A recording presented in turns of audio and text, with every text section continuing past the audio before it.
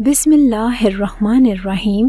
السلام علیکم دوستو، آج کی کہانی جب ہمیں ملی تو اس کو آپ تک پہنچانے کے لیے ہم لوگ سوچ بچار میں پڑ گئے کہ کیا لوگوں کو دنیا کی اتنی بری حقیقت دکھا دیں، کہیں لوگ یہ نہ سمجھے کہ نہیں ایسا بھی نہیں ہوتا، کوئی اتنا بھی ظالم نہیں ہوتا۔ لیکن ہم آپ کو بتا رہے ہیں کہ یہ بالکل سچی کہانی ہے اور اس سے زیادہ کچھ نہیں کہیں گے۔ آپ کہانی سنیں، آپ کو پتہ چل جائے گا۔ جس لڑکی کی یہ کہانی ہے، آئیے اسی کی زبانی سنتے ہیں۔ اس نے یہ سب کچھ ایک رپورٹر کو بتایا ہے۔ رپورٹر کا کہنا ہے کہ اس نے بات ہی ایسی جملے سے کی کہ میرے پاؤں کانپنے لگے۔ اس نے کہا کہ ایک دن میں کتنے آدمی آتے تھے مجھے یاد بھی نہیں، ان گنت آدمی آتے تھے۔ اس لڑکی کا نام روشنی ہے اور روشنی کا کہنا ہے کہ میری ماں بہت ہی زیادہ غریب تھی اور میرا باپ بستر پہ پڑا تھا۔ میری ماں لوگوں کے گھروں میں کام کرتی تھی لیکن ہمیں پھر بھی اچھے طریقے سے رکھا ہوا تھا۔ اپنے گھر میں 2 وقت کی روٹی عزت اور سکون سے ملتی تھی، لیکن وہی بات کہ کچھ ایسا تھا جو اندر ہی اندر تنگ کیا رکھتا تھا۔ بس سر پہ مصیبت آنی تھی تو ظاہر ہے قسمت نے بھی تو اس طرف لے کر جانا تھا۔ وہ مصیبت میرے سر پر تب آئی جب مجھے ساحل نامی لڑکے سے محبت ہو گئی۔ ساحل ہمارے محلے کا نہیں تھا لیکن اکثر یہاں آتا جاتا تھا۔ مجھے دور سے اس نے دیکھا تھا اور اپنا نمبر دے دیا۔ میری دوست کے پاس فون تھا اور میں نے اپنی دوست سے فون لے لیا اور اس کے ساتھ فون پہ باتیں کرنے لگی۔ یوں ہماری دوستی ہو گئی جو محبت میں بدل گئی، اور وہ کسی فیکٹری میں کام کرتا تھا اور کہتا تھا کہ شادی کرنی ہے۔ میں نے اپنی ماں کو یہ سب کچھ نہیں بتایا کیونکہ مجھے میری ماں نے پہلے ہی کہہ دیا تھا کہ جب تک مجھے تیرے لیے کوئی سرکاری افسر نہیں مل جاتا میں نے تیری شادی نہیں کروانی۔ ہم لوگ غریب ہیں اور ہم سے کوئی سرکاری افسر کیوں شادی کرے گا؟ تو ماں کہتی تھی کہ تو جوان ہے اور تیری شکل بھی اچھی ہے، اچھی شکل کی لڑکیوں کو اچھے رشتے مل جاتے ہیں، دنیا میں اچھے لوگ بھی ہوتے ہیں، اور ہم نے نہ شکل دیکھنی ہے نہ عمر دیکھنی ہے، ہم نے بس یہ دیکھنا ہے کہ اس کا گھر اپنا ہو اور نوکری پکی ہو۔ جس طرح میں نے اپنی زندگی برے طریقے سے گزاری، میں تجھے تیری زندگی ایسے نہیں گزارنے دے سکتی۔ ابھی فیصلہ میرے ہاتھ میں ہے۔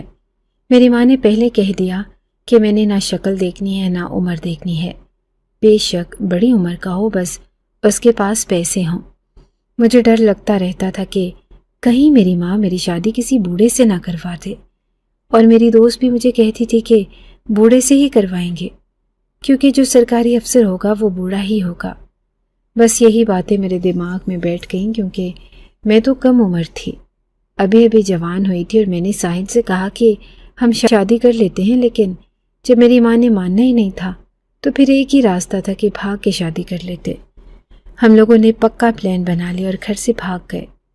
ساحل نے کہا کہ اس کے پاس رہنے کی جگہ ہے، لیکن جب شادی ہو گئی اور ایک دن ہم نے ہوٹل میں گزار لیا، یعنی کہ ہماری شادی کی پہلی رات، ویسے اس دن ہم دونوں بہت خوش تھے۔ تب اس نے کہا کہ جگہ نہیں ہے کیونکہ کرایہ نہیں دیا، تو جگہ چلی گئی، اور میرے ماں باپ بھی گاؤں میں رہتے ہیں، میں بھی ادھر ہی کام کرنے کے لیے آیا تھا۔ میں نے اس سے کہا کہ اب کیا کریں گے؟ تو کہنے لگا کہ میرا ایک دوست ہے، اس کے ساتھ میری بات چل رہی ہے اور وہ کہیں پہ ہم دونوں کی نوکری لگوا دے گا۔ میں نے اس کو کہا کہ دونوں کی نوکری؟ تو اس نے کہا کہ ہاں، دونوں کی نوکری مل کے کمائیں گے تو مل کے اپنا کام کریں گے اور گھر بنائیں گے۔ میں خوش ہو گئی، لیکن یہ نہیں پتا تھا کہ نوکری کہاں لگوائے گا، کیسی نوکری ہوگی۔ میں کھانا بہت اچھا بناتی تھی تو مجھے لگا کہ شاید اسی طرح کی کوئی نوکری ہوگی کسی ہوٹل وغیرہ پہ، لیکن جب پتہ چلا کہ ایک مالکن کے گھر لے کے چلا گیا۔ یہ بہت بڑا سا گھر تھا، بنگلہ تھا، یہاں پر ایک عورت اپنے بیٹے کے ساتھ رہتی تھی، بس یہ 2 لوگ ہی رہتے تھے اور ان کو نوکر کی ضرورت تھی۔ انہوں نے کہا کہ ہمیں ایسے نوکر اور نوکرانی کی ضرورت ہے کہ اس کی بیوی گھر کے کام کرے اور نوکر باہر کے کام کرے، اور تم دونوں ہمیں اس حوالے سے بالکل ٹھیک لگ رہے ہو۔ ہم تمہیں یہاں رہنے کے لیے کوارٹر بھی دیں گے اور کھانا پینا بھی ہمارے ساتھ ہی ہوگا۔ ساحل نے ان کو ہاں بول دیا اور کہا کہ یہ تو بالکل ٹھیک بات ہے۔ انہوں نے جب ہمیں کوارٹر دکھایا تو ہم حیران تھے۔ یہاں تو پہلے سے ہی سامان بھی پڑا ہوا تھا کیونکہ ہمارے پاس تو کچھ بھی نہیں تھا۔ मालिकन का नाम बानो था और उसने कहा कि मुझे बस वफादार लोग चाहिए जो अच्छे से काम करें, और ये मेरा बेटा है, इसके भी काफ़ी सारे नखरे होते हैं। उसको अच्छे अच्छे खाने खाने की आदत है। तो साहिल ने कहा कि मेरी बीवी बहुत अच्छे खाने बनाती है। सारा कुछ सेट हो गया। उन्होंने हमें खाना भी खिलाया और कहा कि अब आप लोग सो जाओ और कल से आप लोगों का काम शुरू है। लेकिन शाम को मैंने साहिल से कहा कि ये क्या, हम अपने अपने घर में सुकून से बैठे थे और अब किसी के घर के नौकर बन गए। तो वो कहने लगा कि तुम पागल हो, इतने बड़े घर के अंदर रहने का मौका मिल रहा है, न बिजली का बिल, न घर का किराया, खाना भी उनकी तरफ से, और बदले में क्या करके छोटे बड़े काम करने होंगे। मैं उनके सौदे वगैरह ले आया करूंगा और तुम खाना वगैरह बना दिया करना या सफाई बर्तन कर लेना। अपने घर में भी तो करती थी ना। तुम्हें नहीं पता कि आजकल कितने ज़्यादा खर्चे हैं। हमें तो कुछ भी नहीं करना पड़ेगा, बस काम करेंगे और बाकी सब कुछ मुफ्त को मिलेगा। और घर में लोग ही कितने हैं, 2 लोगों का कितना काम होगा। उसने मुझे बड़े प्यार से समझा लिया और मैं समझ गई। लेकिन ये नहीं समझी थी कि जिस आदमी के साथ शादी करके पहले ही दिन उसने मुझे किसी के घर की नौकरानी बना दिया, तो आगे क्या होने वाला था। मैंने कहा कि लेकिन तुम्हारी नौकरी को क्या हो गया। तो उसने कहा कि मेरी नौकरी है, लेकिन मैं ये काम भी करूँगा। 2 नौकरियाँ होंगी तो हम थोड़े बहुत पैसे जमा कर लेंगे। जब पैसे जमा हो जाएंगे तो गांव चले जाएंगे। उसने मुझे काफ़ी सारे ख्वाब दिखाए और सारे ख्वाब ही अच्छे थे, सुहाने थे, और मैं चुप हो गई। घर में वाकई ज़्यादा काम नहीं होता था, लेकिन एक दिन मैंने देखा कि साहिल ने नौकरी पे जाना छोड़ दिया। मैंने कहा कि काम पे क्यों नहीं जाते। तो उसने कहा कि मुझे नौकरी से निकाल दिया। वो लोग कहते हैं कि हमें तुमसे अच्छा कोई मिल गया है। मैंने कहा कि अब क्या होगा। तो उसने कहा कि होना क्या, लो ठीक है, देखते हैं कि क्या होता है। लेकिन उसने कभी दूसरी नौकरी तलाश नहीं की, बल्कि अब वो घर पे बैठ के मेरी ही कमाई खाने लगा। उसका काम था कि उसने बाहर के काम करने थे, जैसे कि खाने वगैरह का सामान लेके आना, लेकिन वो नहीं जाता था। जब मुझे मालिकन कहती कि ये लो लिस्ट और सामान लेकर आओ, तो मैं उसको कहती कि जाओ सामान लेकर आओ। तो कहता कि तुम ही चली जाओ, वैसे भी तो कॉलोनी के अंदर ही जाना है। मैंने कहा कि मुझे किसी की नौकरानी नहीं बनना। तो वो कहने लगा कि तुम अकेली थोड़ी बन रही हो, मैं भी तो तुम्हारे साथ हूँ, हम दोनों मिलके काम करेंगे। लेकिन अब वो किसी काम में भी मेरी मदद नहीं करवाता था और उसके हिस्से के काम भी मुझे करने पड़ते थे। मैं बड़ी परेशान थी, लेकिन क्या कर सकती थी। बस इसी तरह से जिंदगी गुजर रही थी। उधर मेरी माँ का पता नहीं क्या हाल था। मेरी माँ थोड़ी सख्त मिजाज की थी, लेकिन मुझसे बहुत ज़्यादा प्यार करती थी, क्योंकि सिर्फ मैं ही उसकी बेटी थी। बाकी इसके 2-3 बेटे थे और उसने ज़रूर मुझे तलाश किया होगा। लेकिन कैसे पता कि मैं कहाँ हूँ, क्योंकि हम लोग उस मोहल्ले से काफ़ी दूर आ गए थे और अब उस बड़े से घर में रह रहे थे। उसको तो नहीं पता होगा कि मैं इतने बड़े बंगले में नौकरानी बन के रह रही हूँ। एक तरह से देखा जाए तो जिंदगी इतनी भी बुरी नहीं थी। भीख तो नहीं मांगनी पड़ रही थी, घर के काम करते थे, खाना पीना हो जाता था। पर एक दिन मेरी जिंदगी का सबसे बुरा दिन था। पहले ये बता दूं कि आजकल साहिल को पता नहीं क्या आदतें पड़ी थी। वो पूरा दिन घर से बाहर रहता, मुझे ऐसे लगता कि अपने दोस्तों के साथ मौज मस्ती कर रहा है। मैंने उससे पूछा तो उसने यही कहा कि एक दोस्त के पास गया था। आज भी वो घर पे नहीं था। जब मैं अपने काम वगैरह ख़त्म करके कमरे के अंदर आ गई तो थोड़ी देर के बाद मालिकन का बेटा कमरे में आ गया। मैंने कहा कि आप यहाँ पर क्यों आए? आपको कोई काम है? कोई चीज़ चाहिए तो मुझे बताइए। वो अजीब सी नज़रों से देखने लगा। उसने मेरी तरफ दस्तराजी करने की कोशिश की तो मैं हैरान रह गई।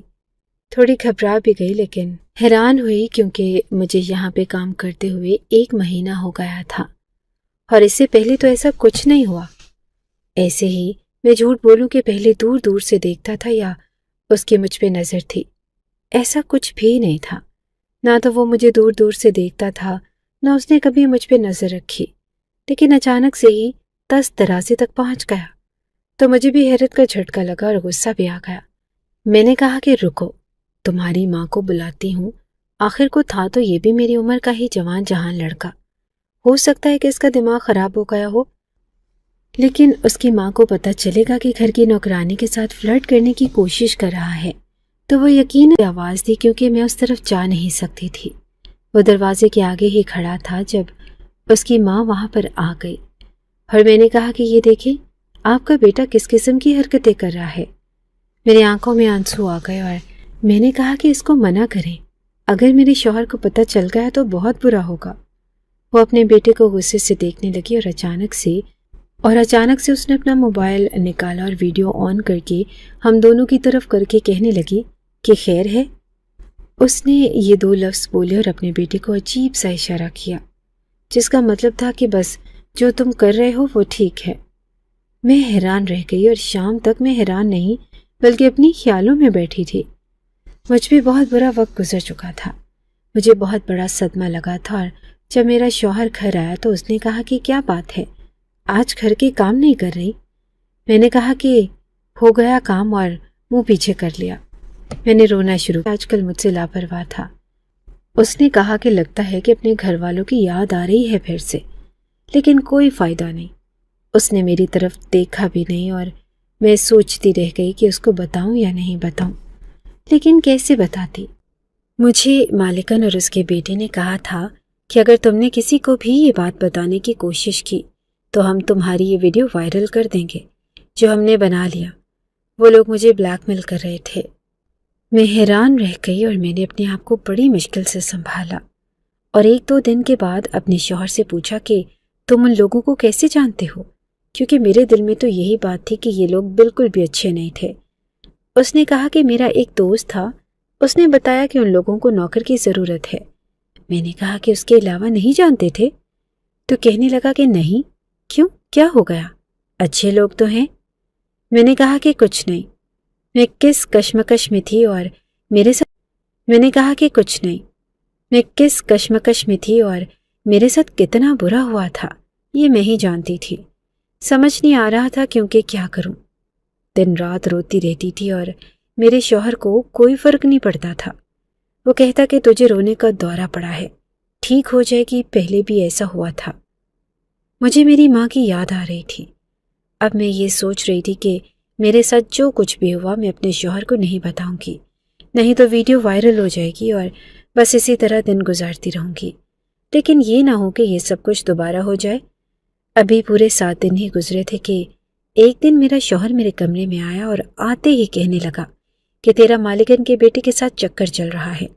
میں تو تجھے یہاں پہ چھوڑ کے باہر چلا جاتا تھا اور تو نے اس گھر کے مالک کے ساتھ چکر چلا لیا۔ میں حیران رہ گئی اور میں نے کہا کہ یہ کیسی باتیں کر رہے ہو، میرا اس کے ساتھ کوئی چکر نہیں چل رہا۔ میں ایک ہی سانس میں بولنے لگی کہ میرے شوہر نے کہا کہ اس کی ماں نے مجھے ویڈیو دکھائی ہے جس میں صاف پتہ چل رہا ہے کہ تم دونوں ایک دوسرے کے ساتھ ہو۔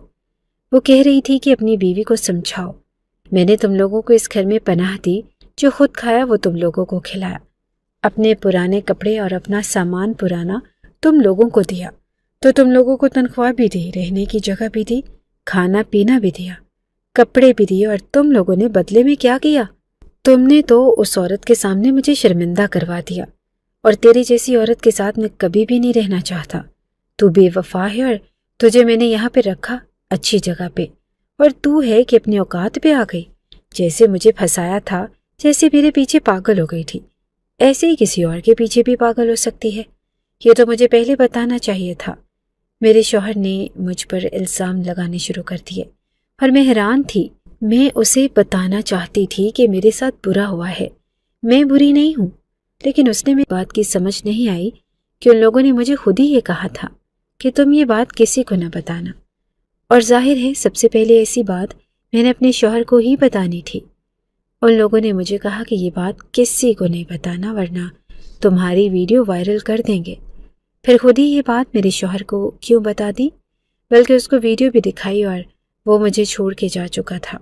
جب تیسرے دن مالکن کمرے میں آئی تو کہنے لگی کہ اب کیا یہاں بیٹھ کے سوگ مناتی رہو گی، گھر کے کام کون کرے گا؟ میں نے اس سے کہا کہ میرا شوہر کہاں ہے؟ تو اس نے کہا کہ وہ تو چلا گیا، ابھی اس کا فون آیا تھا اور وہ کہہ رہا تھا کہ میں ہمیشہ کے لیے جا رہا ہوں۔ میں نے کہا کہ آپ نے ایسا کیوں کیا؟ آپ نے اس کو میری ویڈیو کیوں دکھائی؟ جھوٹ بولا تو؟ کہنے لگی کہ گھر کے کام کر، باتیں نہیں کر۔ اس نے مجھے زبردستی اٹھایا اور مجھے گھر کے کام کروانے لگی۔ میں سوچنے لگی کہ اب یہاں سے کہاں جاؤں گی، میرے ساتھ اتنا برا ہو گیا اور اپنی ماں کے گھر جاؤں گی تو کس منہ سے؟ جب میں نے اس سے کہا کہ میں یہاں سے چلی جاتی ہوں تو اس نے کہا کہ بھاگنے کا سوچنا بھی نہ۔ میں ابھی تو وہ ویڈیو صرف تیرے شوہر کو دکھائی تھی، نہیں تو سارا شہر دیکھے گا، وائرل کر دیں گے۔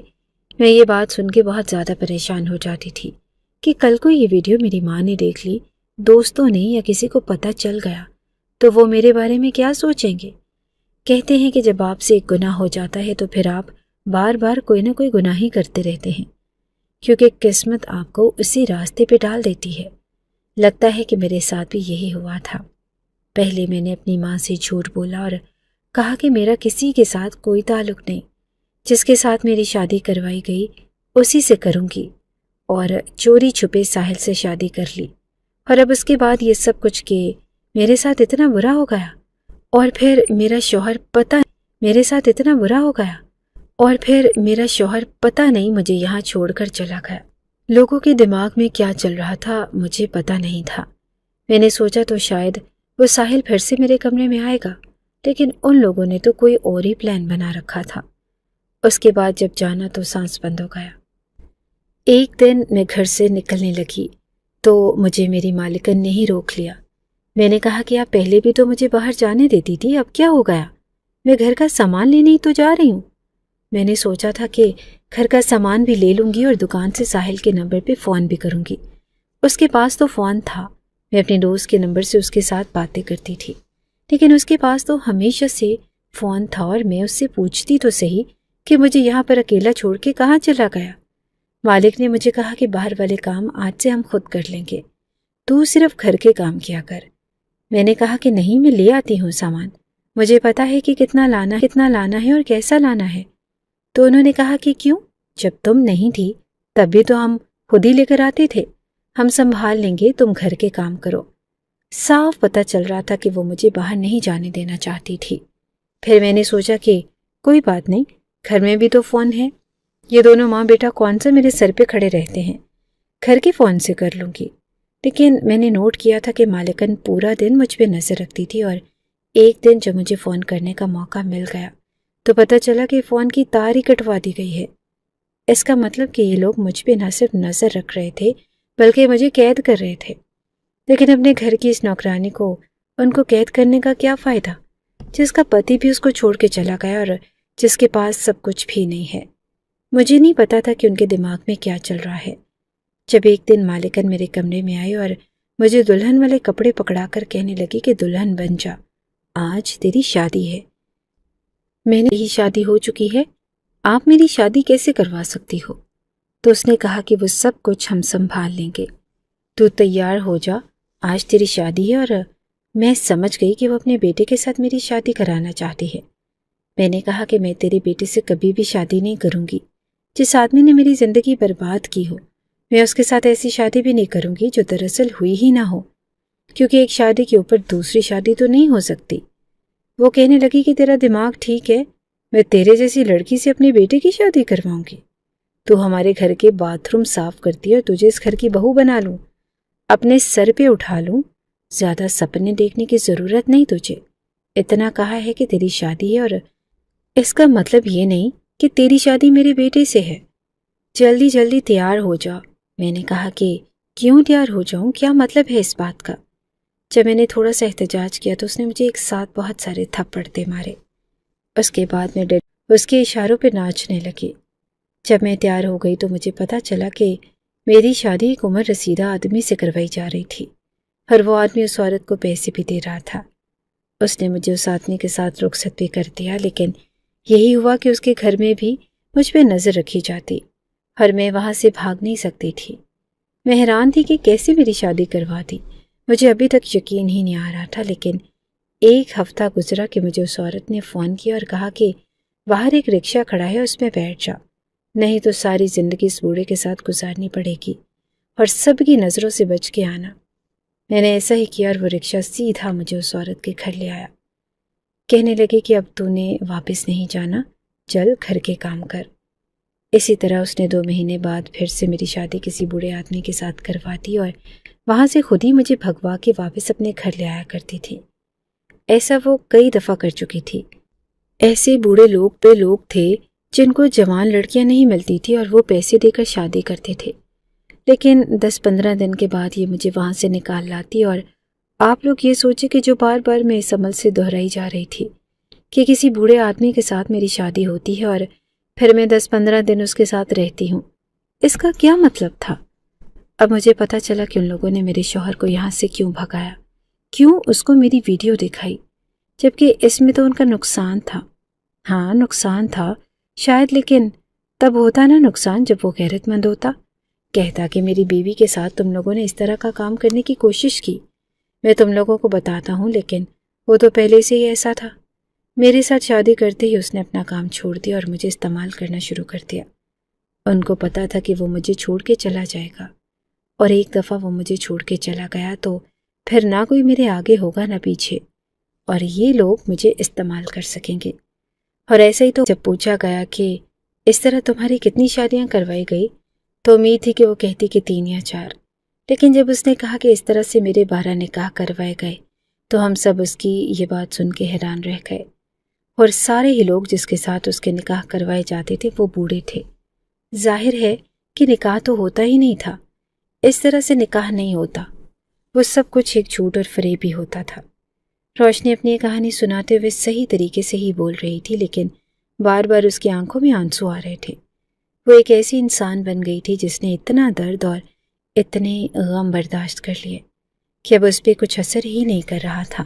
لیکن جو رپورٹر ہی ہے کہانی سن رہی تھی، اور اس نے بعد میں یہ کہانی سن کے اسمبل کر کے ہمیں بھیجی۔ اس کا کہنا ہے کہ روشنی اپنی کہانی سنا رہی تھی اور ڈر مجھے لگ رہا تھا، اور میں سوچ رہی تھی کہ اس ایک لڑکی کے ساتھ اور کیا کیا ہوگا کہ اس کے ساتھ اتنا برا ہو گیا۔ ابھی بھی اس کی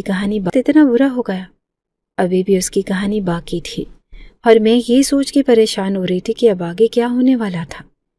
رپورٹر نے روشنی سے پوچھا کہ یہ جو اتنے سارے لوگوں کے ساتھ تمہاری شادی کروائی گئی ہے اور پھر تم ان کے گھر بھی چلی جاتی تھی اور 10-15 دن کے لیے ان کے گھر میں بھی رہتی تھی، تم نے ان میں سے کسی سے نہیں کہا کہ تمہاری مدد کریں، اور ان کو نہیں بتایا کہ تمہارے ساتھ یہ سب کچھ ہوا؟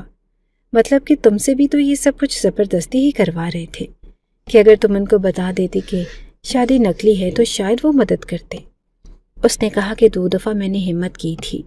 ایک شخص کو جب میں نے یہ بتایا کہ شادی ہوئی ہی نہیں کیونکہ میرا پہلے ہی نکاح ہو چکا ہے اور پتہ نہیں اور کتنے نکاح کروائے گئے ہیں، تو اس آدمی نے کہا کہ مجھے اس سے فرق نہیں پڑتا، ویسے بھی جتنے پیسے میں نے دیے ہیں اتنے پیسے میرے لیے کوئی اہمیت نہیں رکھتے۔ روشنی نے کہا کہ جب میں نے یہ سب کچھ سنا تو مجھے لگا کہ یہ کیسا آدمی ہے۔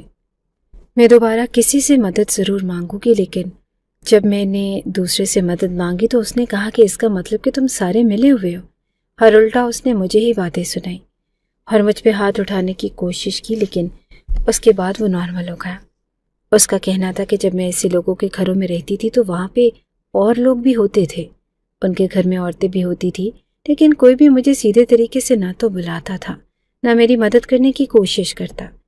یہ لوگ پہلے سے ہی سمجھا کے بھیجتے تھے کہ لڑکی سے سارا کچھ زبردستی ہو رہا ہے، اس لیے اس کو موبائل فونوں سے بھی دور رکھنا اور کسی طرح اس پر نظر رکھنا کہ یہ کہیں بھاگ نہ جائے۔ اس نے کہا کہ شاید مجھے 1-2 موقع ایسے ضرور ملا تھا کہ جس میں میں بھاگ سکتی تھی، لیکن میرے دل میں یہی بات تھی کہ میری ویڈیو وائرل کر دیں گے اور پھر پورے شہر اور پورے ملک میں میری ویڈیو پھیل جائے گی، پتہ نہیں کہاں کہاں چلی جائے گی، میری ماں تک پہنچ جائے گی اور اس کو پتہ چل جائے گا، وہ تو مجھے پہچان لے گی، پھر کیا ہوگا؟ بس یہی ڈر میرے دل میں بیٹھا تھا۔ ابھی اگر اسے جو پتہ بھی تھا کہ میں گھر سے بھاگ گئی تو شاید وہ سوچتی ہوگی کہ چلو کہیں جا کر کسی سے شادی کر لی ہوگی، ہو سکتا ہے کہ خوش رہ رہی ہو، لیکن اگر اسے اس ویڈیو کے بارے میں پتہ چل جاتا تو پھر کیا ہوتا؟ اس لیے میں نے یہ سب کچھ برداشت کیا۔ روشنی نے یہ بھی بتایا کہ ایک دفعہ تو جس آدمی سے اس کی شادی کروائی گئی وہ پولیس والا ہی تھا، تو پھر وہ پولیس والے سے بھی کیسے مدد مانگتی؟ دوستو، یہاں یہ آپ لوگوں کو یہ بات بھی بتا دیں کہ روشنی کوئی بہت زیادہ پڑھی لکھی لڑکی بھی نہیں تھی، کوئی اس کی عمر بھی اتنی زیادہ نہیں تھی، اور اسے دنیا کے بارے میں اتنا پتہ بھی نہیں تھا۔ ہم لوگ جو اس طرح کی کہانیاں سنتے ہیں، ہمیں کہانی سنتے ہوئے بہت سارے اسپیکٹس یاد آتے ہیں۔ ہمارے دماغ میں بہت سارے راستے آتے ہیں کہ ایسا نہیں تو ویسے کر لیتی، یہ نہیں سے چلے جاتے۔ لیکن آپ لوگ خود سوچیں کہ ایک لڑکی جس کے ساتھ اتنا برا ہوا، پھر اس کو ڈرایا دھمکایا جائے اور جس سے اس نے پیار کیا وہ بھی اس کو چھوڑ کے چلا جائے، اس کے بعد اس کا دماغ بالکل ہی بند ہو جائے گا۔ ہم لوگوں کے ساتھ حادثہ تو چھوڑیں، کوئی چھوٹی سی بیماری بھی ہو جاتی ہے تو ہمارا دماغ بند ہو جاتا ہے۔ اگر ہماری چھوٹی سی بیماری کچھ عرصہ زیادہ ہمارے ساتھ چپک جائے تو ہم کتنے پریشان ہو جاتے ہیں۔ اور روشنی کے ساتھ تو پتہ نہیں کیا کیا ہو رہا تھا۔ اس نے کہا کہ ان لوگوں نے 12-13 دفعہ میری شادیاں کروائی اور خوب سارے پیسے کمائے۔ ان کے گھر میں بہت ساری چیزیں آ گئی تھی۔ یہ دونوں ماں بیٹا مل کے اسی طرح کے کام کرتے تھے اور ان کو تو میں ایک مشین کی صورت میں مل گئی تھی جو نوٹ چھاپ رہی تھی۔ یہ لوگ بہت خوش تھے، لیکن پھر بھی ان کا میرے ساتھ رویہ بہت برا تھا۔ اب یہ مجھے کوارٹر میں بھی رہنے نہیں دیتے تھے، اپنی آنکھوں کے سامنے رکھتے تھے، بلکہ وہ عورت مجھے کہتی تھی کہ میرے ہی کمرے میں نیچے بستر بچھا کے سو جا۔ گھر کو اندر سے تالا لگاتے تھے اور فون ان لوگوں نے کٹوا دیا۔ ان دونوں ماں بیٹے کے پاس 2 موبائل تھے، لیکن ان کے اوپر انہوں نے لاک لگائے ہوئے تھے۔ مجھے بڑا والا موبائل چلانا بھی نہیں آتا تھا، لیکن اب انہوں نے اتنی جگہ رشتے کروا دیے کہ ان کو دوبارہ سے کوئی بڑا گاہک نہیں مل رہا تھا۔ ہر 2 مہینے ہو گئے تھے کہ انہوں نے کسی اور کے ساتھ شادی نہیں کروائی تھی۔ اگر یہ لوگ مجھ سے گھر کا کھانا بھی بنواتے تھے تو کہتی تھی کہ پہلے تم کھاؤ تاکہ پتہ چلے کہ تم نے کھانے کے اندر کوئی چیز تو نہیں ملاتی۔ لیکن میں کھانے کے اندر کیا ملاتی؟ میں زہر کہاں سے لے کر آتی جب مجھے کوئی باہر ہی نہیں جانے دیتا تھا؟ کیا میں ان کو لسٹ میں لکھ کے دیتی کہ تھوڑا سا زہر بھی لے آنا؟ انسان جیسا سوچتا ہے ویسا نہیں ہوتا، کبھی کبھی وہ بری طرح سے پھنس جاتا ہے۔ میں بھی پھنس چکی تھی۔ مجھے ایسا لگنے لگا تھا کہ شاید میرے ساتھ جو اتنا برا ہو رہا تھا وہ اب ختم ہو گیا، کیونکہ ان لوگوں نے سارے اپنے پتے کھیل لیے۔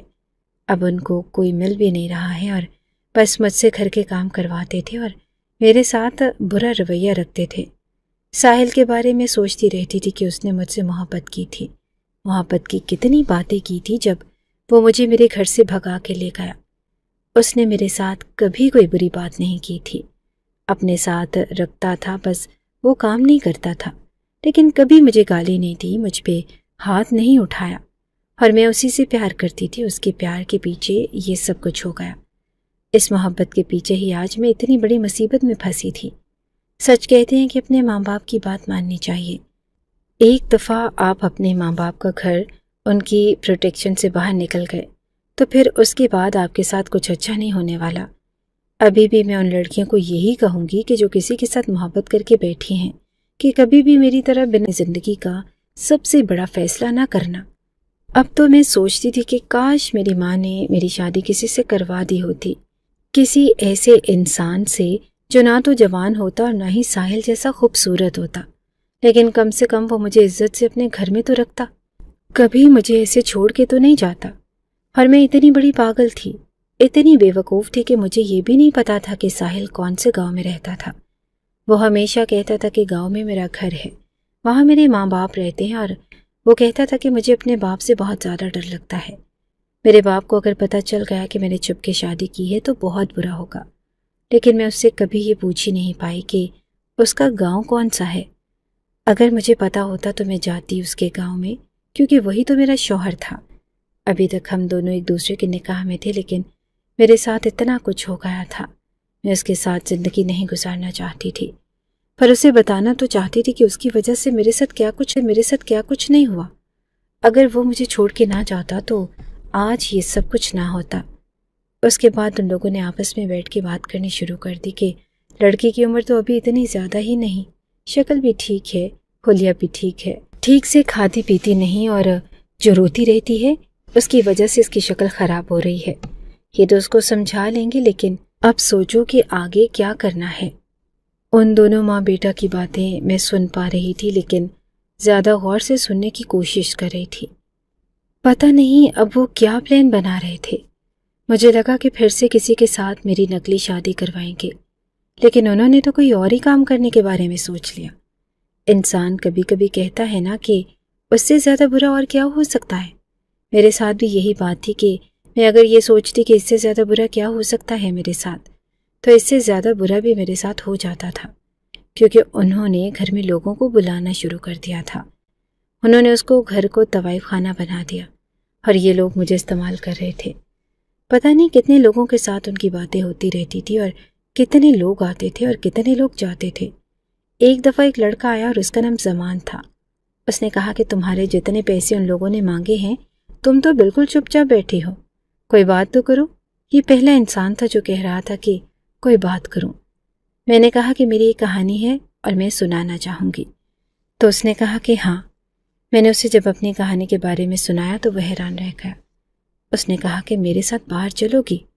میں نے کہا کہ ہاں، کیونکہ اور میں کیا کہتی، لیکن یہ ماں بیٹا مان نہیں رہے تھے۔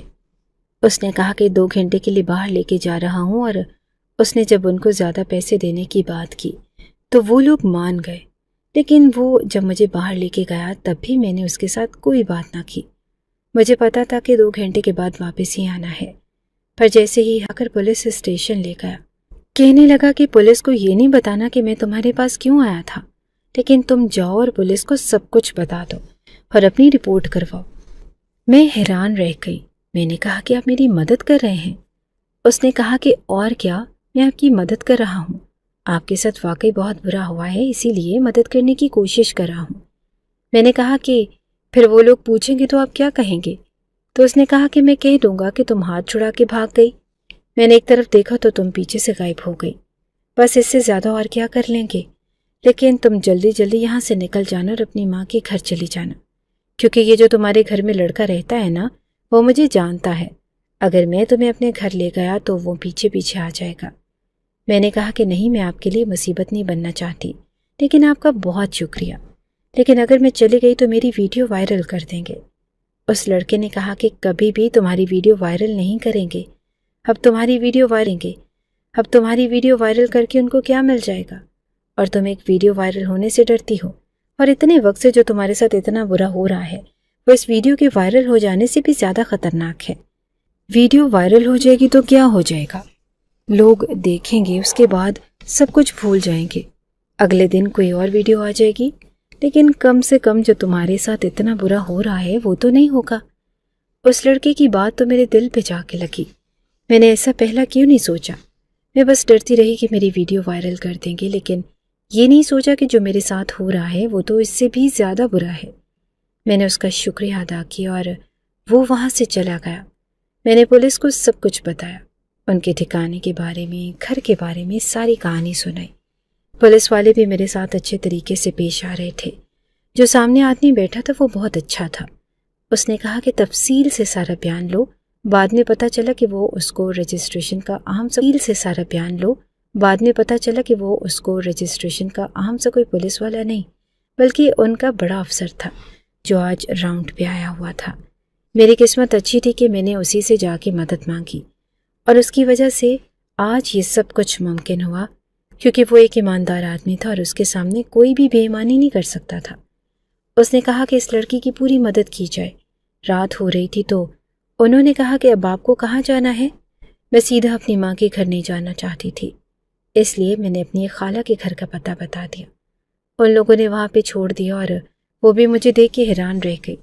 میں نے ان کو پوری بات نہیں بتائی، بس یہ بتایا کہ کسی لڑکے سے شادی کر لی تھی، پر وہ مجھے چھوڑ کے بھاگ گیا۔ انہوں نے مجھے 2 دن اپنے پاس رکھا اور اس کی بات کہنے لگی کہ چل تجھے تیری ماں کے پاس چھوڑ کر آتی ہوں، وہ تجھ سے مل کے بہت خوش ہوگی۔ میں جانا نہیں چاہتی تھی کیونکہ مجھے برا لگ رہا تھا۔ میری ماں مجھے دیکھتی اور وہ کیا سوچتی، میں ان کا سامنا کیسے کرتی۔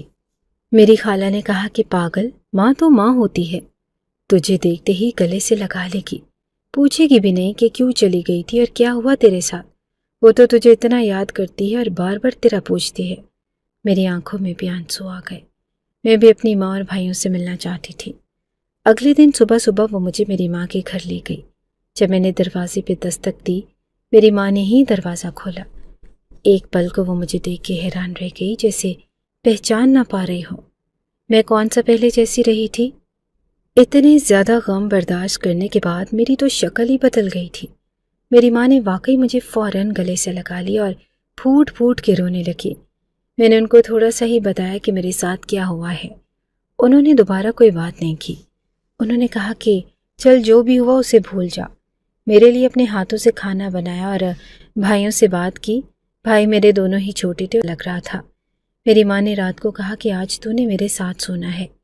وہ ساری رات میرا سر دباتی رہی اور میں روتی رہی۔ پھر میں نے اپنی ماں کو آہستہ آہستہ باقی سب کچھ بتانا شروع کیا۔ وہ بھی حیران رہ گئی اور اس کے لیے یہ سننا ہی بہت بڑا عذاب تھا۔ میں نے کہا کہ پولیس کیس کرنا ہے۔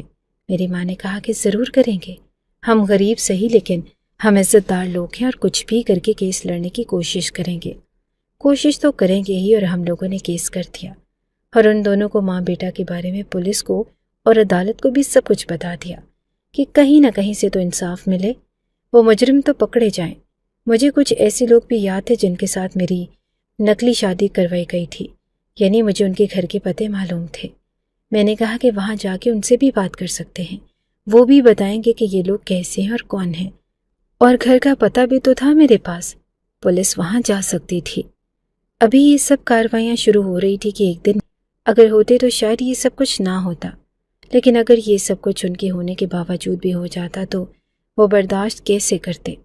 قبر پہ سر رکھ کے رو رہی تھی میں جب مجھے کسی اور کے بھی رونے کی آواز آئی۔ میں حیران ہوئی کہ کون ہے۔ سامنے دیکھا تو پیروں کے نیچے سے زمین نکل گئی۔ ایک پل کو پہچان نہ سکی لیکن دوسرے ہی پل پہچان لیا، کیونکہ وہ کوئی اور نہیں بلکہ میرا شوہر ساحل تھا۔ بیوی اپنے شوہر کو کسی بھی حال میں پہچان لیتی ہے، لیکن اس کو میں نے واقعی مشکل سے پہچانا تھا۔ اس کے پورے جسم پہ کوئی عجیب سے دانے وغیرہ نکلے تھے، ایسے لگتا تھا کہ جیسے وہ زخمی ہے۔ اس نے اپنے آپ کو ایک گندی سی چادر کے ساتھ ڈھانپا ہوا تھا، اور میں نے کہا کہ یہ کیا کر رہے ہو تم یہاں پہ؟ تو اس نے کہا کہ میں تو واپس گیا ہی نہیں، جب میں تمہیں وہاں سے چھوڑ کے نکلا تو میرے ساتھ یہ سب کچھ ہو گیا۔ پتہ نہیں کیسی بیماری ہے اور کیا ہے، کچھ سمجھ نہیں آتا۔ بیماری ہے اور کیا ہے، کچھ سمجھ نہیں آتا۔ کوئی مجھے ہاتھ نہیں لگاتا، کیا تم میری مدد کرو گی؟ عجیب سی حالت میں تھا اور اسے دیکھے عجیب سی کراہیت سی آ رہی تھی۔ وہ مجھ سے مدد مانگ رہا تھا اور میں بری انسان نہیں تھی۔ روشنی شیخ نام ہے میرا۔ میں کبھی بھی اتنی بری انسان نہیں تھی کہ کوئی مدد مانگے تو اس کی مدد نہ کرتی۔ شاید میں اتنی اچھی انسان بھی تھی کہ اس آدمی کو معاف کر دیتی، یہ سوچ کر کہ میرا شوہر ہے، اور اس کی خدمت کرتی، کیونکہ یہ بیمار تھا۔ لیکن اب میں نے اتنا کچھ برداشت کر لیا تھا کہ میرے اندر رحم تو بچا ہی نہیں تھا۔ میں نے اسے کہا کہ میں تمہاری مدد نہیں کروں گی، اور یہ جو تمہارے ساتھ ہو رہا ہے یہ تمہاری سزا ہے، لیکن زیادہ خوش مت ہونا کہ یہاں سزا مل گئی تو آخرت میں جان بچ جائے گی۔ یہ سزا تو اس دنیا کی سزا ہے، اصل میں تو تمہیں سزا آخرت میں جا کے ملے گی، اور میں دعا کروں گی کہ تمہیں ایسی سزا ملے کہ تم مرنے کے بعد بھی تڑپتے ہی رہو۔ وہ مجھے حیران گئی۔ ہم لوگوں نے جو کیس کیا تھا اس میں بھی پیش رفت ہونے لگی۔ ان دونوں ماں اور بیٹا کو پکڑ لیا گیا اور اب ان کی تفتیش ہو رہی تھی کہ بتائیں کہ ان کے پاس یہ سب کچھ کہاں سے آیا، یہ کام کیا کرتے ہیں، کیونکہ یہ تو میں نے پہلے بھی دیکھا تھا کہ دونوں ماں بیٹا کوئی کام ہی نہیں کرتے تھے، پھر بھی ان کا گھر چلتا تھا۔ وہ لوگ اب پولیس کے حوالے ہیں اور اتنی آسانی سے ان کی جان نہیں چھوٹنے والی۔ میرے ساتھ جو کچھ ہوا شاید مجھے اس دنیا سے چلے ہی جانا چاہیے تھا، لیکن میں ابھی بھی زندہ ہوں۔ پتہ نہیں یہ میری ہمت اور حوصلہ ہے یا پھر یہ کہ میں مرنا نہیں چاہتی، لیکن میں زندہ ہوں اور اپنی زندگی کو گزار رہی ہوں، اور اللہ کرے گا تو اپنا انصاف ہوتے ہوئے دیکھ کر ہی اس دنیا سے جاؤں گی۔ زندگی بھر کسی پر بھروسہ نہیں کر پاؤں گی، شادی نہیں کر پاؤں گی اور دوبارہ کسی کی بیوی نہیں بنوں گی، لیکن اپنی زندگی کو یوں ختم نہیں کروں گی۔ اگر آپ کو ہماری یہ کہانی اچھی لگی ہے تو ہماری کہانی کو لائک کیجیے، اور اس طرح کی مزید کہانیاں سننے کے لیے ہمارے چینل کو سبسکرائب کیجیے۔ کہانی سننے کا شکریہ۔ آپ سے ملاقات ہوگی اگلی ویڈیو میں، تب تک کے لیے اللہ حافظ۔